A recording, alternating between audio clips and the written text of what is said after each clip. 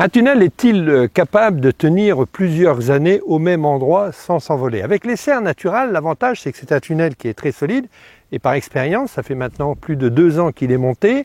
J'ai subi des tempêtes de plus de 100 km/h, 110, 120. Si vous investissez un jour dans un tunnel, vérifiez bien la solidité des tuyaux et pour preuve, quand je parle des tuyaux, ce sont les arceaux qui servent justement à maintenir ce tunnel. Ce qui est très important aussi, c'est la bâche. Et il a neigé beaucoup cette année, enfin l'hiver dernier. Eh bien, il suffisait tout simplement de donner quelques petits coups de balai pour empêcher la neige de se maintenir dessus. Mais malgré cela, la neige est tombée sur le côté et ce qui a permis d'alimenter en eau et de la bonne eau tout autour du tunnel, ce qui permet aussi de pouvoir cultiver des plantes au feuillage persistant.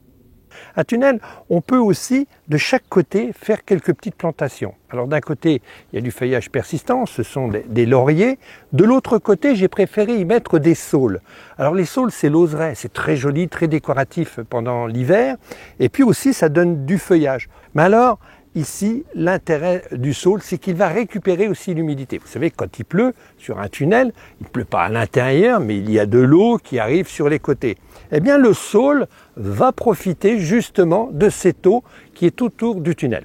Figurez-vous que pendant l'été, le soleil, c'est là qu'il est beaucoup plus violent. Si vous plantez des saules, les feuilles de saule vont ombrer naturellement le tunnel et en hiver, le saule perd ses feuilles, le tunnel récupérera la pleine lumière. Me voici maintenant à l'intérieur du tunnel serre naturale. Alors c'est la 2e année de culture. L'an passé, il y avait des tomates qui avaient bien poussé. Et voici la 2e année. Alors vous savez qu'on dit toujours qu'on ne fait pas blé sur blé. Alors qu'on peut dans un tunnel, mais une seule condition, c'est de bien amender le sol. C'est ce que j'ai fait cet hiver, je l'ai enrichi avec un engrais organique. Mais surtout, ce qui était le plus important, c'est d'apporter au pied du BRF, le bois raméal fragmentaire. En fait, il s'agit de copeaux, de déchets que je ramène, c'est de la matière organique qui couvre le sol. Alors le premier avantage, c'est que ça évitera d'avoir des herbes indésirables de pousser, même si elles poussent un petit peu, c'est pas bien grave, c'est signe que la terre est bonne. La deuxième chose, ça va surtout me permettre de ne pas trop arroser et garder le frais. Et en cette période, en ces périodes caniculaires, on pourrait se poser la question s'il est possible de cultiver sous un tunnel, bien qu'il fasse très chaud. Eh bien, sachez que c'est possible et qu'il fait même parfois plus frais. À une seule condition, c'est de bien aérer ce tunnel pour bien féconder les fleurs. Et puis la deuxième astuce, contrairement à ce qu'on pourrait faire de temps en temps, c'est ce que j'ai fait à une époque, c'est de ne pas trop tailler les tomates. C'est-à-dire qu'on va conserver les feuilles sur le côté, même s'il fait très chaud, les tomates sont à l'intérieur et elles vont pouvoir continuer à pousser. Vous savez, c'est ce qui donne le goût aux tomates. Le bon goût aux tomates, ce sont les feuilles. Si vous retirez trop de feuilles, même sous un tunnel, c'est un petit peu ce que l'on voit souvent dans les grandes serres où les tomates sont complètement dénudées. Ça aurait pu être des bonnes tomates, seulement comme elles sont privées de feuilles, le goût est insipide. Donc ici, j'ai conservé les feuilles et au fur et à mesure, elles vont monter, ce qui m'a permis d'avoir des tomates très tôt. J'ai eu des tomates au mois de juin et je pense avoir des tomates jusqu'au mois de novembre. Non seulement sous un tunnel on y cultive des tomates, mais on peut y cultiver une multitude de plantes, des plantes du soleil. Je les appelle les plantes ratatouille. Donc on a vu les tomates qui sont là en premier plan, mais il y a d'autres légumes, les aubergines qu'on retrouve sur les marchés de Provence. Si vous habitez dans le nord de la France, eh bien sachez que vous êtes capable de planter des aubergines et surtout de récolter des magnifiques fruits. Les aubergines, les poivrons aussi. Les poivrons, ce sont des légumes du soleil. Les poivrons viennent très très bien sous un tunnel en association à la fois avec les tomates, les aubergines.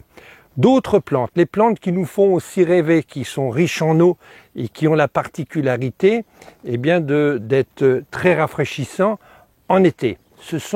C'est toute la grande famille des cucurbitacées. Je nommerai d'abord les concombres.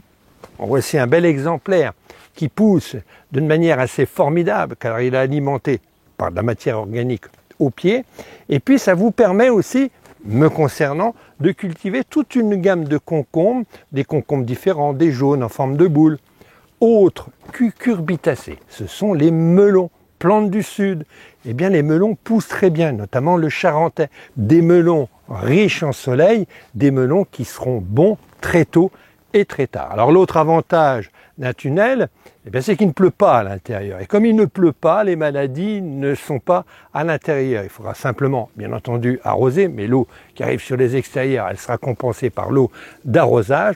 Et cette eau qu'on va apporter au pied, ça évitera d'avoir des maladies. Et quand on parle d'éviter des maladies, ça évitera de traiter quelque part. C'est une culture très naturelle, sans produits chimiques. L'élément très important sous un tunnel, c'est l'arrosage, bien entendu. Alors, il existe différentes techniques pour arroser. Le goutte à goutte, je vous le conseille. Il y a les tuyaux poreux, ce qui permet d'arroser au pied, et surtout si vous n'êtes pas là. Mais il y a aussi cette technique d'arroser pied au pied. Alors, on peut avoir un goutte à goutte, mais de temps en temps, arroser au goulot. Alors, c'est important, lorsque vous êtes sous votre tunnel, avec vos plantes, ça vous permet d'être en communion. C'est-à-dire qu'on observe la plante, s'il y a des feuilles jaunes, si les tomates sont mûres par exemple.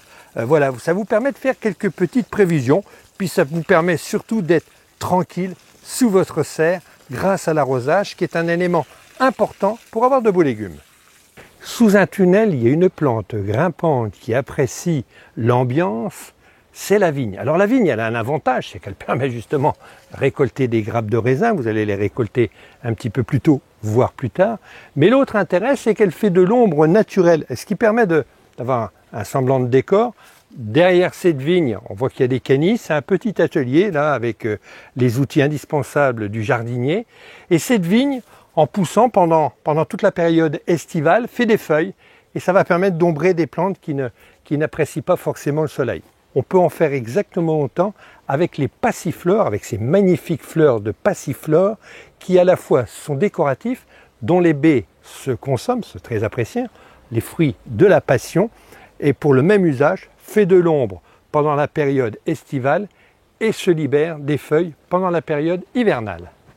Qui sème ses haricots à la Saint-Didier, le 23 mai, en récoltera de plein panier. Ce qui veut dire, si vous semez vos haricots très tard dans votre jardin, dans votre potager, vous récolterez 60 jours plus tard vos haricots. On fait un tout petit calcul.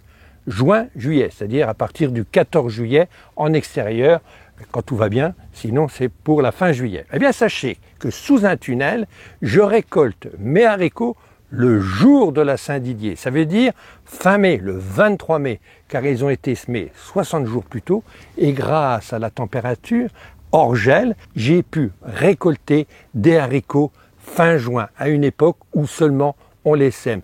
D'où l'intérêt de monter un tunnel dans son jardin pour avoir plus tôt des légumes et plus tard.